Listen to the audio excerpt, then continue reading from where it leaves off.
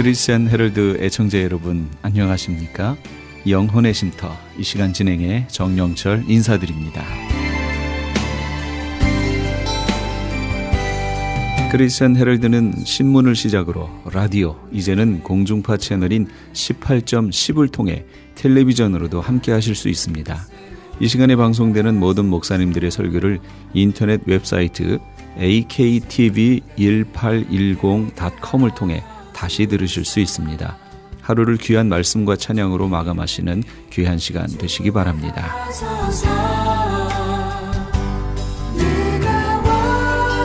이 시간은 프레이즈 교회의 계시록 강의 시간입니다. 오늘은 계시록 13장의 말씀을 본문으로 두 짐승에 대하여 란 제목의 하나님의 말씀 전해주시겠습니다. 많은 은혜 받으시기 바랍니다. 오늘 하실 요 내용은요, 성부 하나님, 성자 하나님, 성령 하나님, 하나님 삼위일체 하나님이시죠. 그것처럼 이 악의 무리, 악한 더러운 무리는 꼭 흉내를 냅니다. 아주 똑같이 흉내를 내요. 오늘 것도 보시면 아시겠지만 아주 흉내를 잘 냅니다. 그래서 하나님이 삼위일체 하나님이니까 자기도 셋을 갖다가 써요. 그래서 첫째가 누구예요? 용, 사탄이라고도 하는, 옛뱀이라고도 하는 용. 두 번째는요, 바다에서 올라온 짐승, 적그리스도. 세 번째는 땅에서 올라온 짐승, 거짓 선지자. 이렇게 해서 셋을 갖다 써요. 그래서 마치 삼위일체처럼 한단 말이죠.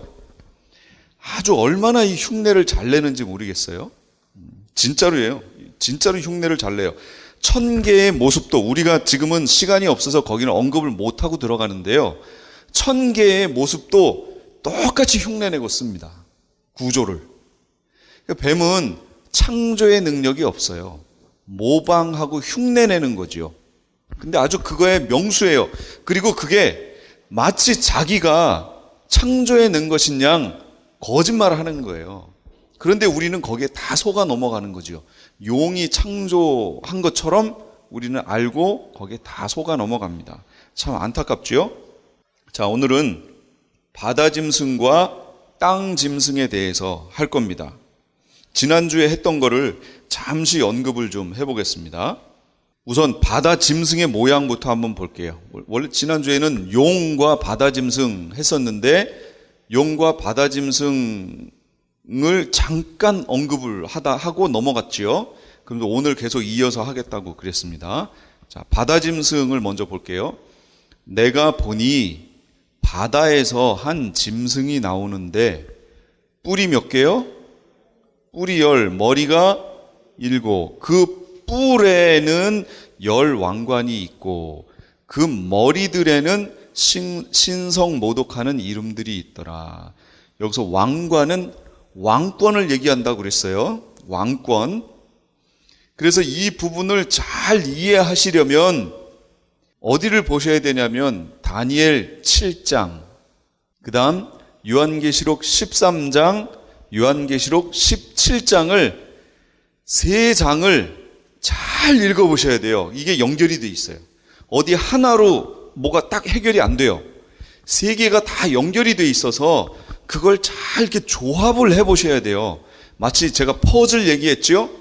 퍼즐 맞추는 식으로 맞춰봐야 용에 대해서, 바다 짐승에 대해서, 땅 짐승에 대해서 이게 쫙 풀어집니다. 그래서 지난주에 말씀드렸는데 읽어보셨나요? 읽어보셨죠? 예, 읽어보셨는데 어려워요. 맞아요.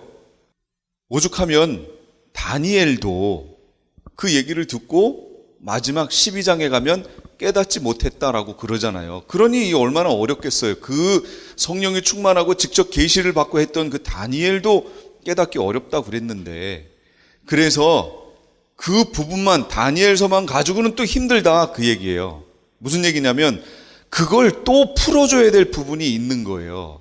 그게 없기 때문에 다니엘이 갑자기 해결이 안 된 거지요. 바로 이 13장, 계시록 13장, 계시록 17장이라고 하는 이 부분들이 있고 다니엘서 7장, 9장 같은 게 이렇게 같이 만나야 이게 해결이 됩니다. 그런데 여기 보세요. 바다 짐승과 용을 볼게요. 용은 12장에 있어요. 12장 3절.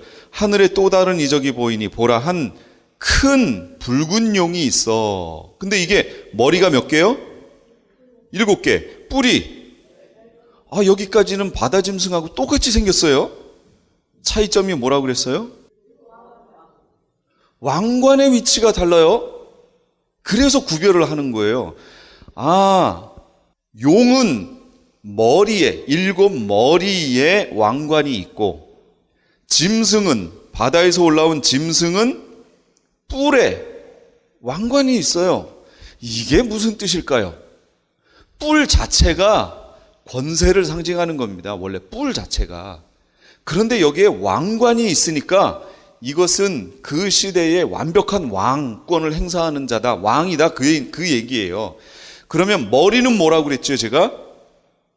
거기 제가 그림 참고 1에 해놨죠. 7머리는 각 시대를 지배하는 나라. 각 시대. 애굽, 그러니까 7머리니까 7개겠죠. 애굽, 아수르, 바벨론, 메데파사, 헬라, 로마, 짐승나라 이렇게 됩니다. 그런데 이 나라들의 특징이 있습니다.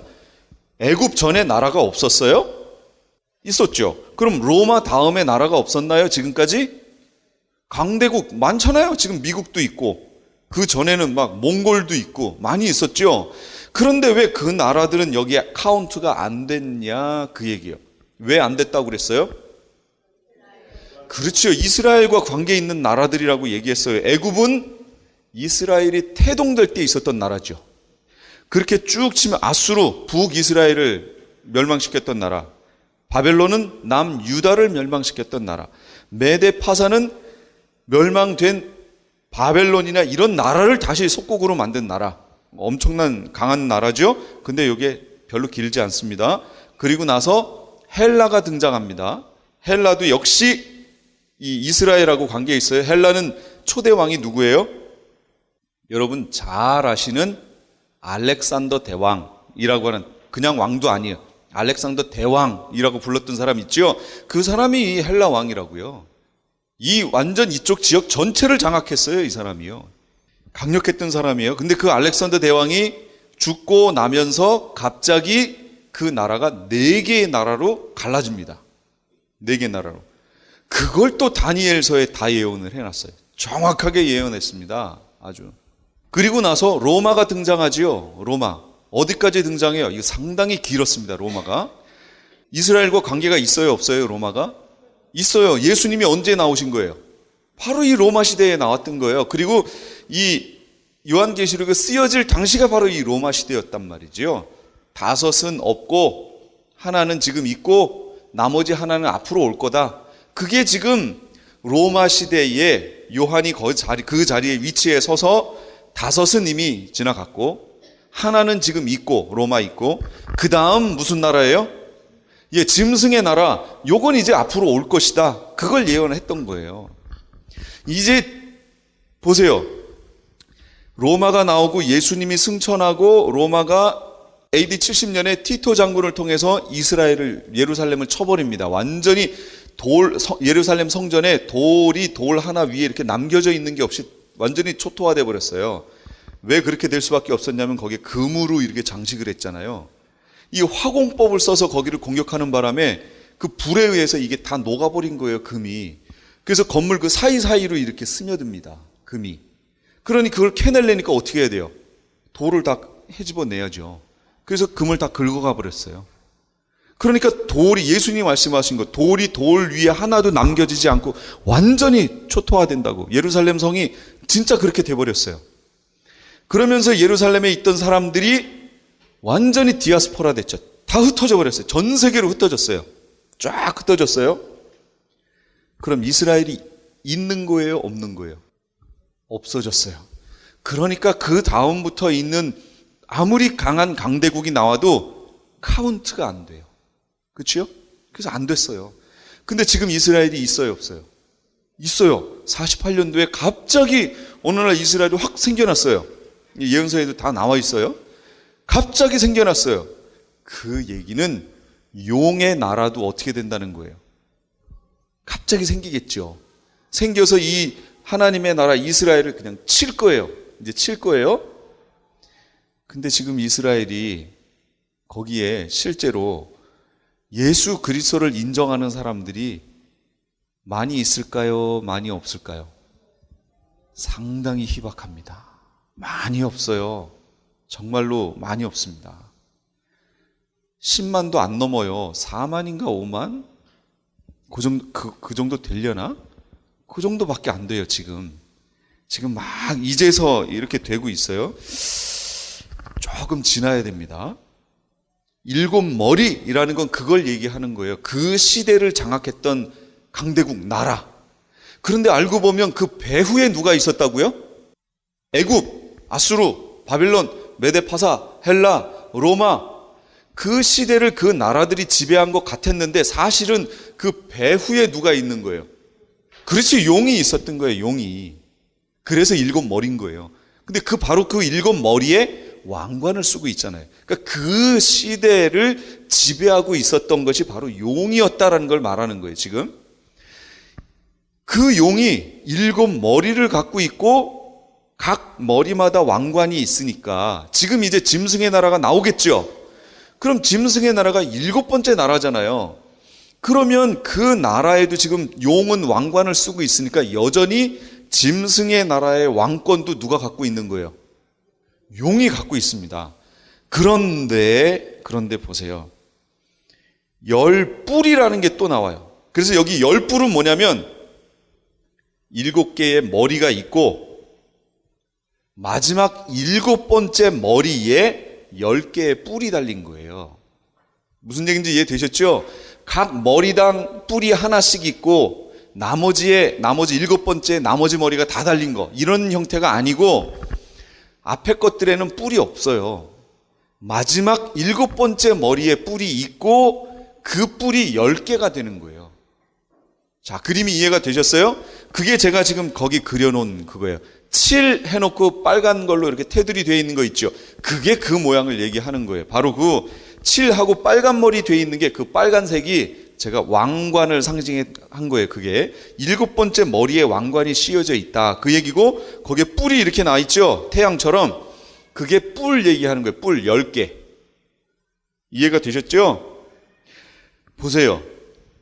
갑자기 이스라엘이 나왔던 것처럼 이 짐승 국가도 갑자기 나올 겁니다. 근데 여기 성경에 뭐라고 했나 보세요. 계시록 17장 12절 13절 제가 거기 프린트물에 해놨습니다. 읽을 테니까 한번 보세요. 내가 보던 열 뿔은 열 왕이니 아직 나라를 얻지 못하였으나 다만 짐승과 더불어 임금처럼 한동안, 여기서 말하는 한동안이라는 얘기는 우리가 일반적으로 한동안이라는 얘기는 한동안 좀 길게, 한동안 이런 얘기죠. 근데 여기서 말하는 한동안은 그 한동안이 아니에요. 여기 번역이 조금 문제가 있어요. 잠시 동안이란 얘기예요. 1시간 동안이라는 의미예요. 이게 원어상에 1시간 동안, 그러니까 아주 짧은 시간, 잠시 동안이란 얘기예요. 권세를 받으리라. 누구하고 함께요? 열 왕이 있는데 누구와 함께 임금처럼 1시간 동안 권세를 받아요? 그렇죠, 짐승. 그럼 짐승이 없으면 이 왕들은 권세 없어요. 그러니까 지금 우리가 추측을 하죠. 이것이 바로 짐승의 나라일 것이다 라고 얘기들을 하고 추측을 하는데, 실제적으로 거기 있는 왕들이 여기서 말하는 것처럼 왕권을 얻지 못했어요. 아직. 누가 나타나야 돼요? 짐승이 나타나야 돼요. 짐승이. 그들이 한 뜻을 가지고 자기의 능력과 권세를 짐승에게 주더라. 그들이 왕이긴 왕인데 그 왕의 권력을 이 짐승에게, 바다에서 올라온 짐승에게 완전히 밀어주는 거예요. 그 왕에게 다 주는 겁니다. 이런 형태예요. 그럼 거기 그림에 첫 번째 그림 7 해놓고 뿔 10개 그려놨는데 뿔 10에 아무 증상이 없습니다. 근데 그 다음 그림은 7 해놓고 그 빨간 게 10개 뿔로 옮겨갔죠. 예. 누가 나타나니까? 그렇죠. 짐승이 나타나. 아까 여기 짐승과 더불어 그랬잖아요. 그러니까 짐승이 나타나니까 뿔에게로 왕관이 옮겨지는 거예요. 이 열 왕이 왕권을 받는다 그런 얘기예요. 근데 그 옆에 보면 팔 해놨죠. 아니 머리가 7인데 이 팔은 또 뭐죠? 이게 이제 다니엘 7장을 읽어봐야 된다 그 얘기가 되는 거예요. 이게 그냥 봐갖고는 몰라요. 다니엘 7장에 이걸 잘 설명해 놨습니다. 다니엘 7장 8절 보세요. 내가 그 뿔을 유심히 보는 중에 다른 작은 뿔이 그 사이에서 나와요. 그래서 첫 번째 뿔들 중 첫 번째 뿔이 몇 개예요? 10개. 10개가 있었던 첫 번째 뿔들 중에서 3개를 그 앞에서 뿌리까지 뽑혀요. 작은 뿌리 하나가 10개의 뿔이 있어요. 근데 작은 뿌리 하나가 이렇게 나옵니다. 머리에서. 그러면서 이미 나와 있던 10개 중에 3개를 뿌리째 뽑으면서 나와요. 이게. 그러면서 나중에는 이 앞에 있었던 이 뿔들보다 더 커져요. 이 작은 뿔이. 3개의 뿔을 제압을 하고 나오는 거예요. 그럼 뿔은 뭐라고 그랬어요, 제가? 권세라고 그랬잖아요. 권세, 권력. 권력을 갖고 있던, 왕관을 쓰고 있던 왕 셋이 거기에서 나오는 작은 뿔에 의해서 그 권력을 잃어버리고 제압을 당하고 이 뿔이 싹 작은 뿔이 등장하는 겁니다. 이것만 봐가지고는 모르겠죠. 그 사이 나더니 첫 번째 뿔 중에 3이 그 앞에서 뿌리까지 뽑혔어요. 이 작은 뿔에는 뭐가 있냐면 사람의 눈 같은 눈들이 있고 또 입이 있어 큰 말을 하더라. 이렇게 예언하니까 다니엘이 이걸 듣고 대체 이게 무슨 얘기인가? 모르지요. 여러분 아세요? 몰라요. 다니엘도 몰랐어요. 이게 대체 환상을 보는데 갑자기 뿔이 10개 있는 게 있었는데 작은 뿔이 나오더니 3개를 탁 뿌리채 뽑아버리고 나왔는데 그 뿔에 보니까 눈도 있고 입도 있고 이게 무슨 말이에요? 그러니까 뒤에 가서 설명을 해줍니다. 나 다니엘이 중심에 근심하며 내 머릿속의 환상이 나를 번민하게 해요. 모르겠는 거죠. 그랬더니 이것에 대해서 내가 곁에 모셔선 자들 중 하나에게 나아가서 이 모든 일의 진상을 물어봐요. 이게 대체 뭐냐고 일의 해석을 가르쳐달라고 얘기해요. 그랬더니 뭐라고 얘기하냐면 머리에 10뿔이 있고 그 외에 또 다른 뿔이 나오매 3뿔이 그 앞에서 빠졌으며 그 뿔에는 눈도 있고 큰 말을 하는 입도 있고 그 모양이 그의 동류보다 커 보이더라. 이렇게 얘기를 해줬어요. 그러니까 앞에 봤던 걸 다시 이제 설명한 거죠. 그 다음에 이제 해석을 여기서 가르쳐 줍니다. 자, 24절이에요. 그 10뿔은 그 나라에서, 그럼 그 나라가 무슨 나라예요? 그렇죠. 짐승 나라. 마지막에 7번째 나오게 될 짐승의 나라에 10뿔이 달렸다고 그랬잖아요. 그래서 그 나라에서 일어날 10명의 왕이다. 그 얘기예요. 그러니까 이제 잘 보세요. 이 7년 환란 들어가는 요 때에 어느 모임이든 단체 연합국이든 거기에서 10명의 왕이 나타날 겁니다. 10명의 왕이 나타나요. 그 후에 또 하나가 일어난대요. 그럼 11번째 왕이겠지요. 그런데 요 왕이 먼저 있던 자들, 10왕이지요. 그들 중에 3왕을 복종시킨대요. 복종시키고 등장하면서 이 왕, 새로 등장한 이 왕이 이게 그가예요. 장차 지극히 높으신 이를, 이게 누구예요? 지극히 높으신 이가 누구예요? 하나님. 말로 대적하며, 아까 큰 말을 한다고 그랬잖아요. 또 지극히 높으신 이의 성도를, 교회지요. 성도, 교회를 괴롭게 한대요.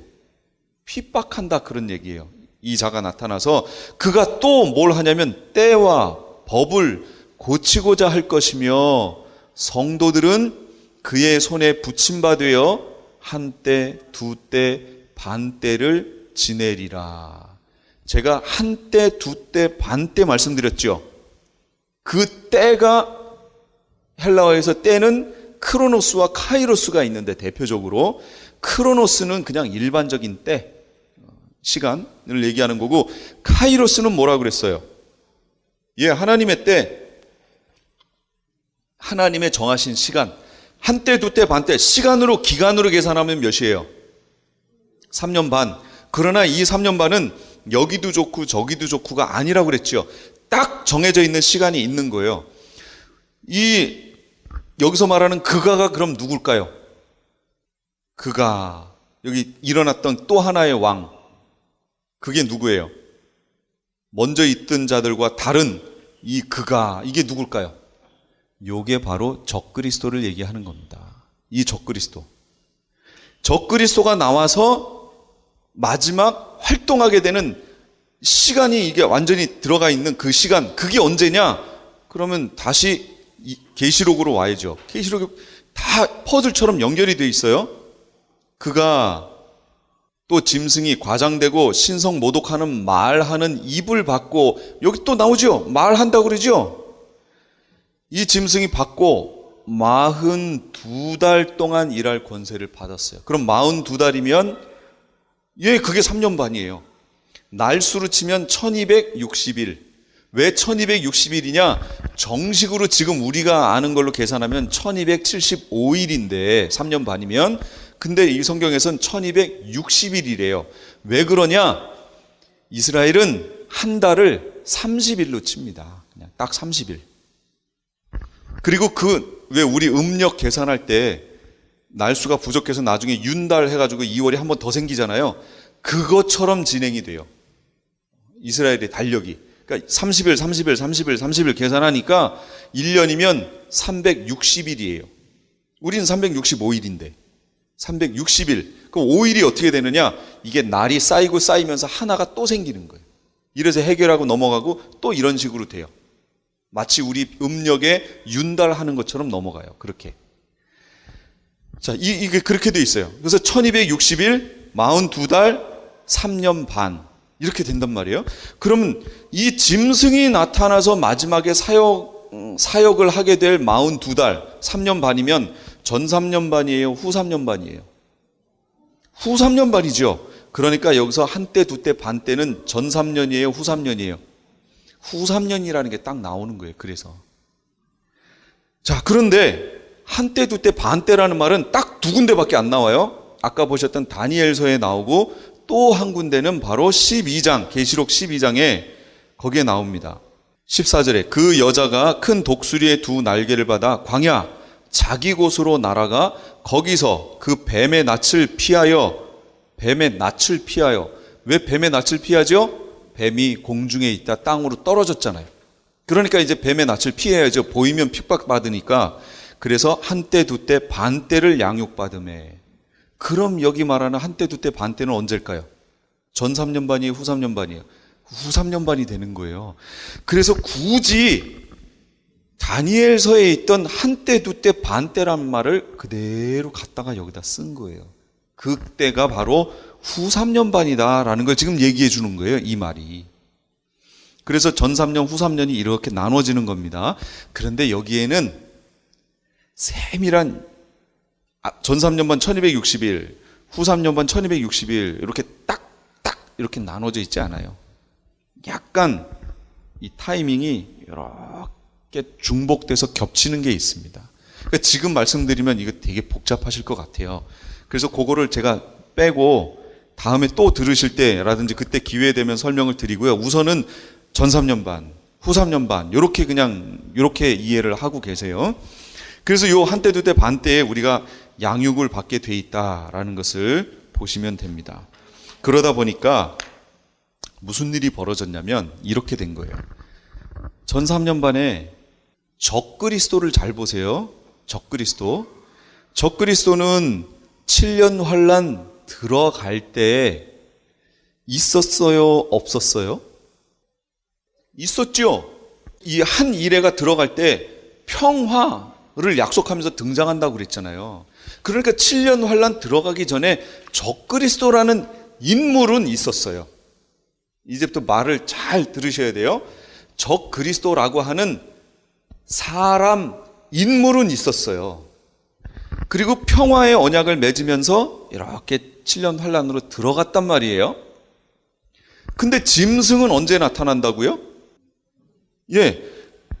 후 3년 반 들어가기 5개월 전 황충의 재앙 때 무적행에서 나타나잖아요. 그게 바다짐승이에요. 여기서 보시는. 그러면 바다짐승 이퀄 적그리스도 이렇게 할 수 있어요? 없어요? 없지요. 적그리스도는 이미 있었고 바다짐승은 후 3년 반 시작하기 5개월 전에 황충의 재앙 때 용이 위에서 싸움해가지고 땅으로 쫓겨나서 무적행을 열어서 거기서 나온 거잖아요. 그러니까 엄밀히 말하면 적그리스도와 바다짐승은 이퀄이 아니에요. 같지 않아요. 이해가 되셨어요? 여기까지? 적그리스도는 사람이고요. 바다짐승은 뭐예요? 바다에서 올라온 짐승은 더러운 영, 타락한 천사란 말이에요. 천사의 영인 거예요. 이게 타락한 천사. 적그리스도는 사람이고요. 그러니까 이걸 똑같다고 놓을 수 없죠. 구별을 잘 하셔야 돼요. 자, 이렇게 왔는데 오다가 보니까 적그리스도가 전 3년 반에 적그리스도가 쭉 사역을 하고 있을 때 마치 평화를 언약하고 막 이렇게 예루살렘에서 성전 제사도 하게 만들고 이러고 있을 때 그때 전 세계에서 활동하고 있는 하나님의 종 누구예요? 14만 4천 두 증인 활동하고 있었죠? 있는데 후 3년만 들어가기 5개월 전에 황충이 이제 올라옵니다. 무적행에서 올라왔죠? 올라와서 황충의 재앙을 사람들에게 주는데 짐승이 한 거 아니에요? 그거 바다 짐승이. 무적행의 짐승이 그걸 아볼루온이 왕이에요. 그게 짐승의 왕이에요. 아볼루온이 시키는 거 아니에요. 황충의 재앙을 일으키는데 봤더니 성경에 이마에 하나님의 인 맞은 자들은 해하지 말라라는 명령이 내려왔어요. 그 하나님의 인 맞은 자들이 누구였어요? 14만 4천 하나님의 종들이었어요. 그런데 이 14만 4천 하나님의 종들이 황충이 일으키는 재앙을 이 14만 4천의 사명이 뭐예요? 하나님의 증인 사역이잖아요. 마지막 시대에 있을 일들과 하나님의 교회를 보호하고 깨우는 역할을 감당하잖아요. 근데 황충이 와서 더러운 영들이 공격하는데 이 하나님의 종들이 14만 4천이 보호하는 거예요. 교회를 지켜내는 거예요. 그들을 통해서 우리 교회가 보호받습니다. 그러니까 그러니까 더러운 바다 짐승의 입장으로 돌아가 보자고요. 바다 짐승의 입장에서 그 상황을 딱 보면 그 하나님의 종들이 어떻게 보일까요? 자기들의 원수로 보이겠죠. 자기들의 모든 걸 자유롭게 못하게 지금 만드는 거 아니에요. 그러니까 뭘 펼치냐면 그 하나님의 종들을 죽여야 되겠다. 없어져야 되잖아요. 없애야겠다라는 마음을 먹습니다. 그런데 이 바다 짐승이 올라와서 그 하나님의 종들을 공격해서 죽여야 되는데 바다 짐승은 사실은 뭐라고요? 타락한 천사의 영. 타락한 천사의 영이 여기 하나님의 종들은 사람이지요. 이 사람을 어떻게 죽여요? 갑자기 어느 날 시름시름 앓다가 그냥 죽게 만들어요? 실제로 죽여야 될 거 아니에요? 어떻게 하면 죽일 수 있어요? 똑같이 제가 그래서 아까 그랬잖아요. 이 더러운 용의 세력은 흉내낸다고 그랬잖아요. 흉내. 우리가 죄에 대해서 그렇게 싸우고 있을 때 우리의 편이 돼주기 위해서 하나님이 하신 방법이 뭐예요? 예수님이 사람의 입장으로 오셔서 전쟁에서 이기시는 거였잖아요. 똑같이 합니다. 어떻게 해요? 짐승이 와가지고 그 하나님의 종들을 대적해서 이겨야 되니까 어떤 인물에게로 들어가야죠. 그 들어간 인물이 누구예요? 그게 적그리스도인 거예요. 적그리스도가 사역하고 있었잖아요. 그러니까 그 적그리스도에게 모든 권세를 줘버리는 거죠. 그래서 전쟁이 벌어집니다. 이건 실제적인 전쟁이에요. 영적으로 기도하면서 예수 그리스도의 이름으로 사단아 물러가라 뭐 이런 전쟁이 아니에요. 이건 실제 전쟁이에요. 그래서 하나님의 사람들과 적그리스도를 수장으로 하는 그 군대하고 전쟁이 벌어져요. 근데 이 하나님의 사람들의 능력이 어때요? 대단하죠? 자기를 해하는 자들이 나오면 어떻게 한다고 그랬어요? 죽인다고 그랬잖아요. 누구든지 그들을 해하고자 하면 반드시 그와 같이 죽임을 당하니라. 능력이 대단해요. 이 사람들은요, 이 하나님의 종들 14만 4천은 그들이 권능을 가지고 하늘을 닫아요. 그 예언하는 날 동안 비가 오지 못하게 하고요. 또 또 권능을 가지고 물을 피로 변하게도 하고 아무 때든지 원하는 대로 여러 가지 재앙으로 땅을 치는 권세가 있어요. 하나님의 종들이 대단한 권세를 갖고 있습니다. 보세요. 여기 또 그들을 해하고자 하면 반드시 그와 같이 죽임을 당한대요. 이런 권세가 하나님의 종들에게 있단 말이에요. 그런데 적그리스도의 군대가 같이 싸워요. 그들이 증언을 마칠 때, 하나님의 종들이 증언을 마칠 때 무저갱으로부터 올라오는 짐승이, 이거 아까 무저갱 짐승이었죠? 이게 그들과 더불어 전쟁을 일으켜 그들을 이기고, 전쟁을 어떻게 일으킨다고요? 적그리스도에게 들어가서 적그리스도라는 인물을 통해서 전쟁을 일으켰는데 이겨요. 짐승이 이겨요. 왜 이겼어요? 하나님의 종들이 증언을 마칠 때예요. 이미 증언하는 기간이 끝났기 때문에 이렇게 된 거지, 만약 증언을 하고 있는 사역 기간에 이렇게 했으면 그들은 게임도 안 되는 거죠. 하나님이 그냥 두실 리가 없죠. 그런데 증언을 마쳤기 때문에 이들은 사역이 끝났어요. 그래서 데려가시는 거예요.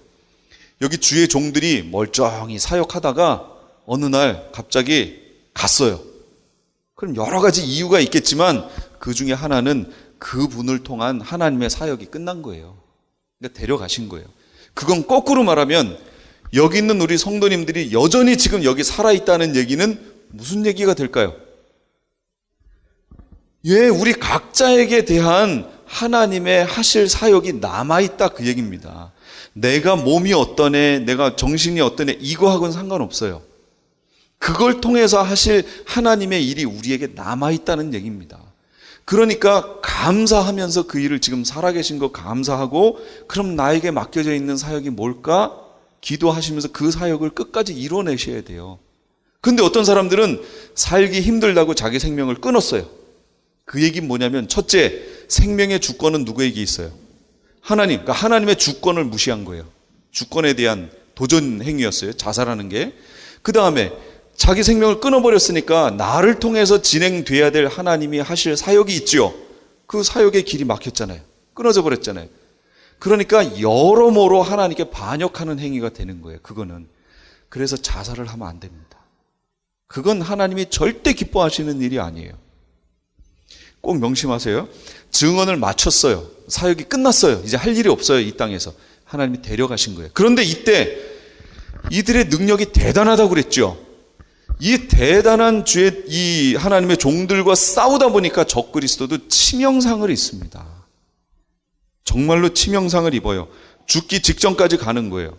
그래서 여기 보시면 그의 머리 하나가 상하여 죽게 된 것 같더니 그 죽게 되었던 상처가 나음에 온 땅이 놀랍게 여겨 짐승을 따르고, 이렇게 나왔죠. 머리 하나가 7머리잖아요. 그런데 머리 하나가 상하여라는 얘기는 6개의 머리는 이미 지나갔잖아요. 마지막 나머지 7번째 머리만 남아있는데, 이 머리가 상하여 죽으면 짐승의 나라는 어떻게 되는 거예요? 끝나버리는 거죠. 그러면 마지막 짐승의 나라라고 하는 그 기간은요, 하나님께서 용에게 그냥 주신 시간이에요. 주셨는데 거기서 죽고 끝나면 안 되잖아요. 그러니까 하나님의 종들과 14만 4천과 적그리스도의 무리가 싸워서 하나님의 종들이 죽어서 3일 반 후에 부활하고 승천에 올라갔어요. 그래서 부활의 첫 열매가 됐어요. 이건 우리 편에서 얘기고, 짐승의 편에서 보면 적그리스도가 싸우다가 치명상을 입고 죽기 직전이에요. 근데 이 적그리스도를 통해서 마지막 이 짐승의 나라가 진행이 될 거거든요. 근데 적그리스도가 죽기 직전이에요. 이 적그리스도가 죽으면 어떻게 돼요? 짐승의 나라는 끝나는 거 아니에요. 짐승과 더불어 왕권을 얻는데 그 짐승이 죽는 거 아니에요, 결국은. 그러니까 용이 나타나서 용이 짐승에게 권세를 주므로 용에게 경배하며 짐승에게 경배하여 이르되 누가 이 짐승과 같으냐, 누가 능히 이와 더불어 싸우리오. 용이 살려냅니다. 용 흉내내는 거죠. 죽진 않았어요. 죽은 자를 살리는 능력은 용에게는 없어요. 생명의 주관자는 하나님이시니까. 죽기 직전이에요. 죽어가요. 살려냅니다. 하나님이 그걸 허용하세요. 왜냐하면 그때 그게 있어야만 하기 때문에 허용하십니다. 그래서 살아나는데 지금 여기도 잠깐 보셔서 아시겠지만 짐승 이렇게 나왔잖아요. 그럼 요거 바다짐승 얘기하는 거거든요. 그런데 바다짐승 얘기하는 것 같은데 또 누구 얘기하는 것 같아요, 이게? 죽게 되었던 상처가 나음에 바다짐승은 타락한 천사기 때문에 죽어요, 안 죽어요? 안 죽어요.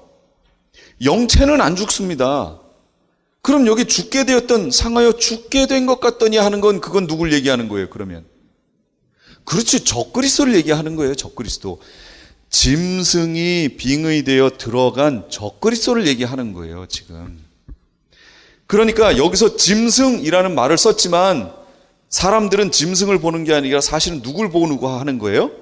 적그리스도를 보고 하는 거예요. 그래서 그의 머리 하나가 상하여 죽게 된 것 같더니 그 죽게 되었던 상처가 나음에 온 땅이 놀랍게 여겨 적그리스도를 따르고 라고 얘기하는 거예요. 적그리스도예요.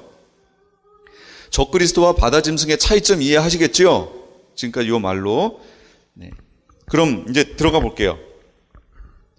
그렇게 해서 적그리스도가 다시 살아나면서 완전히 왕권을 회복하고 등장하는 거예요. 그게 바로 아까 보셨던 작은 뿔이 이렇게 나오는 거예요. 그게 완전히 왕권을 회복하고 등장하는 거예요. 그런데 그 죽어갈 때 아마도, 정확히 모르겠어요, 아마도 세 명의 왕이 그 적그리스도가 이제 죽었으니까, 거의 죽었으니까 이 적그리스도가 왕위에 오르는 것을 뭐라고 그럴까? 뭐라고 표현해야 돼요? 반기를 든 것 같아요. 반기를. 그 사건을 알고 적그리스도가 등장하면서 자기에게 반기를 들었던 세 왕을 복종을 시켜버린 거예요. 제압을 해버린 거죠. 그리고 등장해요. 그러니까 최종적인 모습은 팔 해놓고 나와 있는 거 있죠. 그 모습이 돼버리는 거예요. 짐승 국가가 나중에.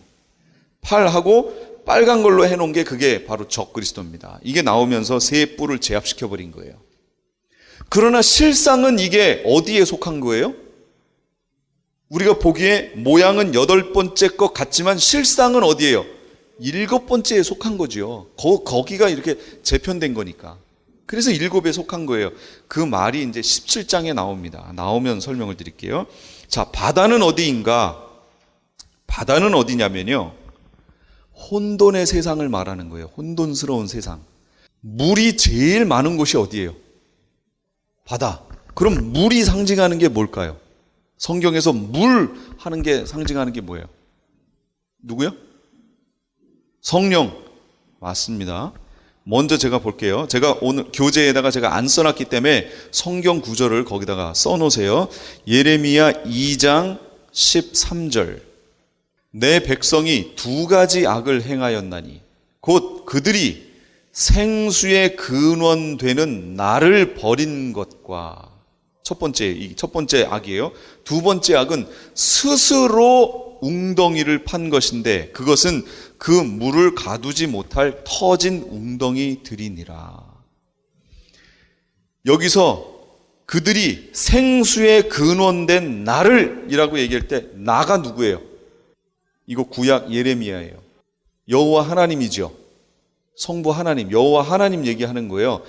여호와 하나님의 스스로를 뭐라고 그러셨어요? 생수의 근원된다. 그 뭐란 얘기예요? 여호와 하나님이 생수다 그런 얘기예요. 생수. 물이다 그 얘기입니다. 물, 살리는 물이다. 그러니까 성경에서 물 그러면 첫째 여호와 하나님, 하나님을 상징한다. 첫 번째예요. 두 번째 요한복음 7장 37절에서 39절. 예수님이 말씀하시는 거예요. 누구든지 목마르거든 내게로 와서 마시라. 나를 믿는 자는 성경의 이름과 같이 그 배에서 생수의 강이 흘러나오리라 하시니, 바로 이것은 그를 믿는 자들이 받을 뭘 가리켜요? 성령을 가리켜 말씀하신 것이라. 생수의 강, 뱃속에서 흘러나오는 생수의 강, 이건 성령을 얘기했다. 그리고 예수님이 나에게 와서 마셔라 그랬으니까 바로 물은 예수 그리스도와 성령을 상징한다. 이렇게 알 수 있겠죠. 또 있습니다. 에베소서 5장 26절. 이는 곧 물로 씻어 말씀으로 깨끗하게 하사 거룩하게 하시고, 물로 씻어 말씀으로 깨끗하게 하사. 물로 씻는다는 것과 말씀으로 깨끗하게 한다는 것이 동격이죠. 같은 얘기하는 거 아니에요. 그러니까 여기서 물이 상징하는 건 뭐예요? 말씀, 진리, 말씀, 이걸 얘기하는 거예요. 마태복음 12장 43절, 더러운 귀신이 사람에게서 나갔을 때 물 없는 곳으로 다니며 쉬기를 구하되 쉴 곳을 얻지 못해요. 아니, 귀신이 왜 물을 싫어하지요? 물이 뭔데요? 이 말씀, 진리, 왜 예수 그리스도, 지금 보셨던 거 성령, 이게 다 그거예요. 그러니까 물 없는 곳을 지금 찾아가는 거예요. 없어야 돼요. 근데 가봤더니 물이 있어. 에이, 모르겠다, 왔던 대로 다시 가보자 하고 딱 가봤더니 비고 청소하고 소재됐어. 깨끗해졌어요. 근데 물이 없어. 그러니 들어갔다가 자기보다 더 악한 거 7 데리고 들어가는 거죠. 그러니까 귀신이 내 속에 있을 때 예수 그리스도의 이름으로 대적해서 쫓아낼 수 있죠. 그 다음 할 일이 뭐라는 거예요? 성령으로, 말씀으로, 예수 그리스도로 그 마음을 채워야 된다, 그 얘기입니다. 안 채우면 돌아와요. 그래서 말씀 보고 기도하고 다시 성령으로 채우는 게 얼마나 중요한지 몰라요. 그거는 그 사람에게만 해당되는 게 아니에요. 지금 귀신이 사람에게서 나갔잖아요. 물 없는 곳을 찾아다니죠. 그럼 귀신이 이렇게 오고서 이 마이크에게 이렇게 들어갈까요? 생명체에게 들어가는 거예요. 그 얘긴 두루두루 돌아다니면서 생명체를 찾는 거예요. 생명체에게서 물이 없는 생명체를 찾는 거예요. 말씀이 없고 성령이 없는. 교회 안에 있는 성도들이 그래서 성령과 말씀과 예수 그리스도 진리가 가득 채워져 있어야 더러운 것들이 침범을 못하는 겁니다. 가득 채우셔야 돼요. 계속 말씀 계속 보시고 끊임없이 기도하시고. 그런데 지금 여기서 말하고 싶은 건 그거예요. 물이 가장 많은 곳이 어디예요? 바다요. 그러면 우리는 흔히 바다 그러면은 물이 많으니까 성령 충만, 예수님 충만, 말씀 충만이라고 볼 수 있잖아요. 그런데 성경에 보니까 계시록 17장 많은 물 위에 앉은 큰 음녀라고 나와요. 7 대접을 가진 7 천사 중 하나가 와서 내게 말하여 이르되 이리로 오라. 많은 물 위에 앉은 큰 음녀가 받을 심판을 내가 너에게 보여주겠다. 이래요.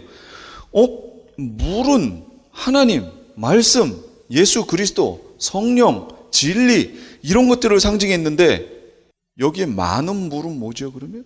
왜 물이 많아요? 진리라고 하는 것들이 많다 그 얘기예요. 진리가. 그러면 나는 진리를 가지고 있는데 이 사람도 진리를 가지고 있대요. 근데 서로 대조해봤더니 진리의 내용이 달라요. 근데 얘도 진리라고 그러고 나도 진리라고 그래요. 근데 저기 있는 사람도 진리라고 그래요, 자기 거를. 근데 이 사람들이 그래.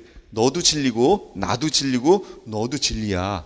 그러니까 우리 같이 모이자 하고 모였어요. 그럼 그 사람들이 갖고 있는 게 진리가 맞을까요, 안 맞을까요? 안 맞죠. 진리는 오직 하나인 거예요. 진리는. 너도 맞고 나도 맞으면 그건 진리가 아닌 거예요, 더 이상. 그런데 요즘 세상의 흐름을 잘 보세요. 예를 들어볼까요? WCC 운동. WCC 운동은 세계 종교 통합 운동이란 말이에요. WCC가 처음에 나올 때는 좋았어요. 어떤 것이 좋았다고 말하는 거냐면 이런 거예요. 선교사가 아프리카로 갑니다. 감리교 선교사가 갔어요. 근데 그 지역으로 장로교 선교사가 파송이 됐어요. 그 장로교 선교사는 거기 모르잖아요. 감리교에서 파송한 거니까. 장로교 선교사가 그 지역을 갔어요. 갔는데 공교롭게 같은 지역이에요. 그래서 사역을 하잖아요. 그러면 누구를 전해야 되는 거예요? 예수 그리스도. 이 사람이 갖고 있는 진리도 예수 그리스도, 내가 갖고 있는 진리도 예수 그리스도. 그럼 둘 다 예수 그리스도를 전해야 되는데 뭘 전하냐면 나는 감리교, 너는 장로교, 나는 순복음, 나는 성결, 이걸 전하는 거예요. 그러다 보니까 이쪽 선교사가 와서 무슨 행사를 하면 이쪽에 있는 선교사는 그걸 회방해. 이쪽 사람이 하면 이쪽에 있는 사람이 도와줘야 원칙이죠. 누굴 전하겠다는 거예요, 지금. 예수 그리스도를 전하겠다는 건데 회방을 해. 그러니 이게 선교가 되냐고요. 교회가 가서 타지에 가서 선교지에 가서 싸우고 있어요. 그러니 그렇게 하지 말고 교단 전하지 말고 예수 그리스도 전하고 함께 서로 용납하고 받아들이고 하나가 돼서 복음을 전하자. 이 취지로 등장한 게 WCC예요. 그런 좋아요, 안 좋아요? 좋지요. 그런데 네 것도 용납하고 내 것도 용납하는 이런 마음을 갖자. 이게 시작인데 이게 용납할 게 범위가 있는데 진리 안에서 서로 색깔이 다른 건 용납할 수 있지만 비진리까지 그래 너도 진리야 하고 받아들인 거예요, 이제는. 그래서 지금 WCC는 비진리까지 그냥 다 받아들인 거예요. 그래서 나중에 결론이 어떻게 나는 줄 아세요? 지금 타 지역에 가서 선교를 안 해요. 이제 WCC는 할 필요가 없어요. 왜요? 그 타 지역에 가면 거기에 그 토속 종교가 있지요. 네 것도 인정하고 내 것도 인정하니까 그 토속 종교에 너희도 구원이 있다. 그럼 그 사람은 그렇게 구원 받을 건데 왜 우리가 굳이 가가지고 어렵게 거기다가 복음을 전하냐는 거예요.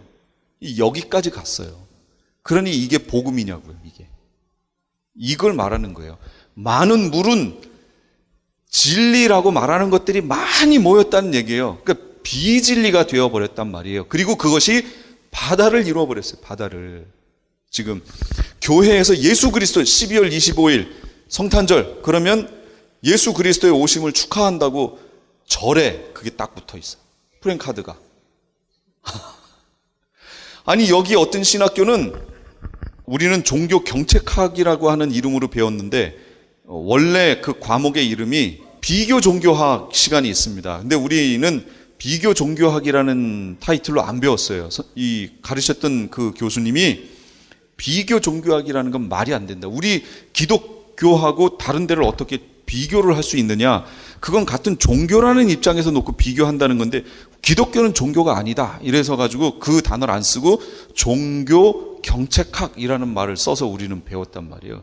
근데 여기 어떤 신학교에서 비교 종교학 그러면서 불교 거기에 가가지고 이 신학생들 데려다 놓고 거기 이거 하게 하고요. 그 중 데려다가 신학교에 와서 이거 하게 해요. 지금 여기 세상이 이렇게 됐어요. 지금 혼합됐죠. 그래서 바다, 많은 물이라는 게 뭘 얘기하는 거냐면 혼합주의를 얘기하는 겁니다. 그런 혼돈된 혼합되어 있는 종교 다원주의적인 그런 세상에서 등장하는 어떤 짐승을 얘기하는 거예요. 그 적그리스도를 얘기하는 겁니다. 그런데 알고 봤더니 17장 8절에 가보니까 내가 본 짐승은 전에 있었다가 지금은 없으나 장차 무적행으로부터 올라와 멸망으로 들어갈 자리예요. 어디서 올라와요? 무적행으로부터 올라와요. 그러니까 바다와 무적행이 이퀄은 아닌데 바다 짐승을 봤을 때 이 짐승은 무적행에서 올라왔다라는 것을 우리가 알 수 있다는 거예요. 무적행에서 올라왔기 때문에 이건 뭐예요? 타락한 영체라는 것을 알 수 있다. 그런 얘기죠. 무적행이 실제적으로 있는 장소니까요. 이들의 권세의 출처는 아까 보셨던 것처럼 용입니다. 용이 자기의 때가 얼마 남지 않은 것을 보고 자기의 모든 것을 다 줍니다. 이거는 예전에 예수님 유혹할 때 썼던 방법이에요. 마태복음 4장 9절 이르되 만일 내게 엎드려 경배하면 이 모든 것을 내게 주리라. 근데 예수님이 받았어요? 안 받았어요? 안 받고 대적하셨죠? 떠나가 버렸어요. 그런데 이 방법을 또 쓰는 거예요. 마지막 시대에 적그리스도에게 씁니다. 그랬더니 적그리스도는 그걸 그대로 받아들인 거예요. 자기에게. 그래서 적그리스도가 되는 거예요. 그리스도를 대적하는 그리스도가 된 거예요. 죽음 직전까지 가게 된 원인, 아까 제가 설명드렸던 그런 이유였어요. 두 증인과의 전쟁의 결과예요. 또 10뿔 중에 3뿔이 반역을 했던 거예요. 그래서 그걸 제압하고 나온다고 그랬죠. 그 다음에 권세의 기간 몇 달이에요? 42달, 3년 반, 42달, 1260일. 그 성경에는 42달이라고 나와 있습니다. 한때 두때 반때. 이 권세에 굴복하는 자들이 누구냐? 13장 8절. 죽음을 당한 어린 양의 생명책에 창세 이후로 이름이 기록되지 못하고 이 땅에 사는 자들은 다 그 짐승에게 경배하리라. 생명책에 이름이 기록이 안 된 자들은 다 그렇게 된대요. 생명책에 이름이 기록이 안 된 자는 다 이렇게 되는데, 여기서 우리가 계시록을 보면서 우리가 깨닫고 마음속에서 놓치면 안 되는 내용이 하나 있어요. 예수 그리스도를 영접하면 우리의 이름이 어디에 기록돼요? 예, 생명책에 기록돼요. 근데 일반적으로 교회들은 거기까지. 그리고 그 기록된 것이 지워지지 않고 끝까지, 내가 어떻게 살아도 상관없이 끝까지 그 생명책 기록돼서 보좌 앞으로 간다. 그날까지.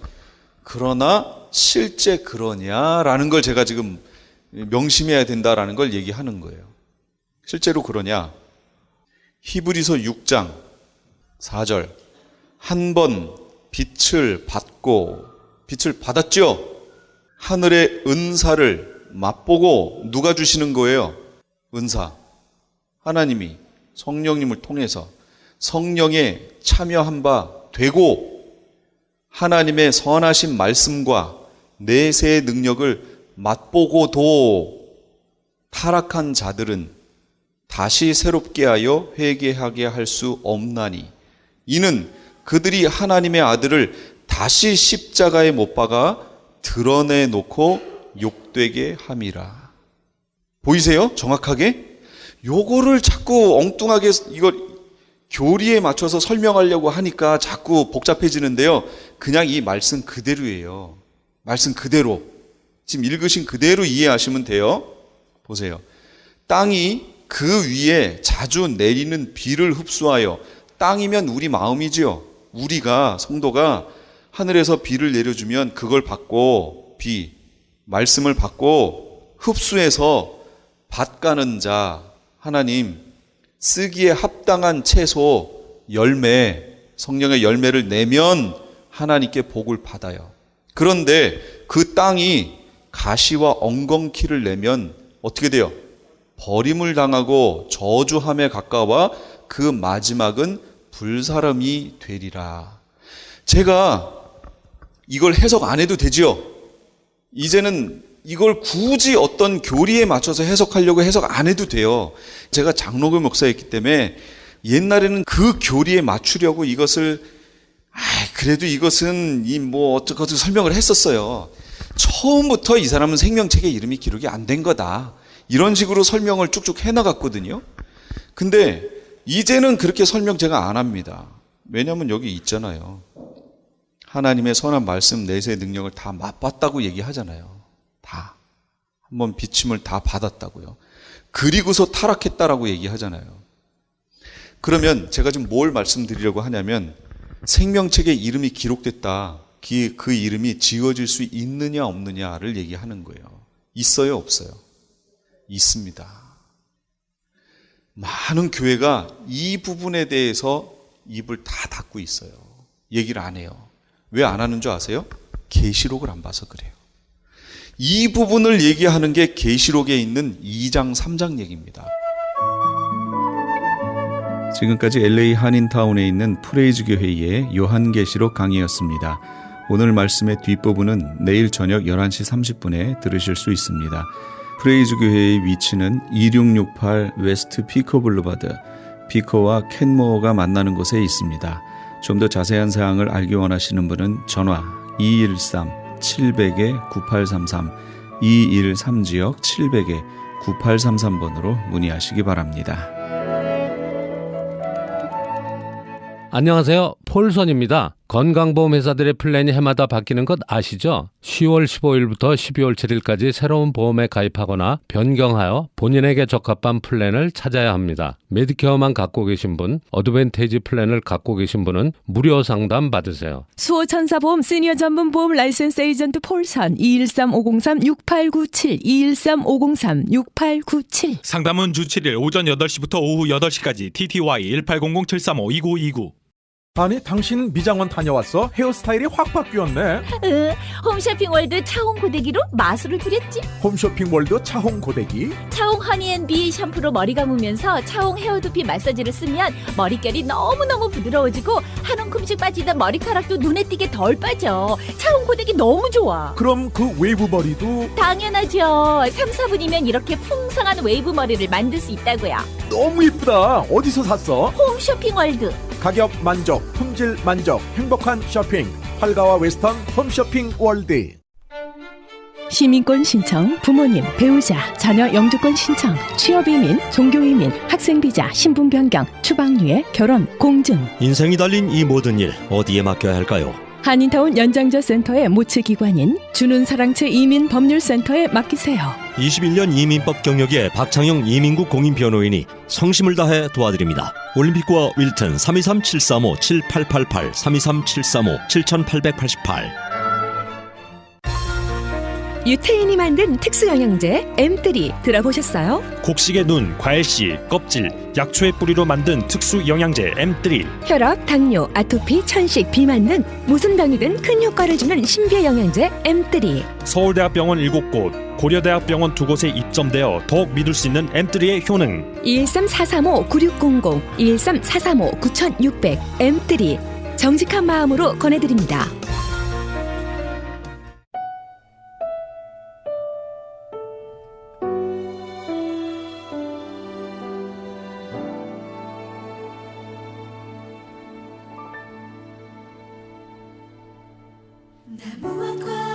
옛날 독일의 어느 마을에 바보라 불리는 소년이 있었습니다. 동네 아이들이 이 바보 소년을 놀려주기 위해서 손바닥에 5원짜리 동전과 10원짜리 동전을 놓고서 마음대로 집어가라고 하면 이 소년은 항상 5원짜리 동전만을 집어갔습니다.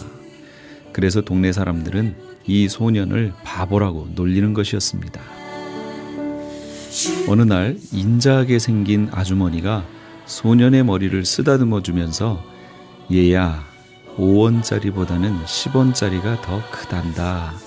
다음부터는 10원짜리를 잡으려무나 하고 친절하게 일러줬습니다. 그러자 이 바보 소년은 찡긋 웃으면서 아주머니, 그건 저도 알아요. 하지만 제가 10원짜리를 집으면 싱거워서 다시는 그런 장난을 안 할 거예요. 그럼 저는 돈을 못 벌지 않겠어요?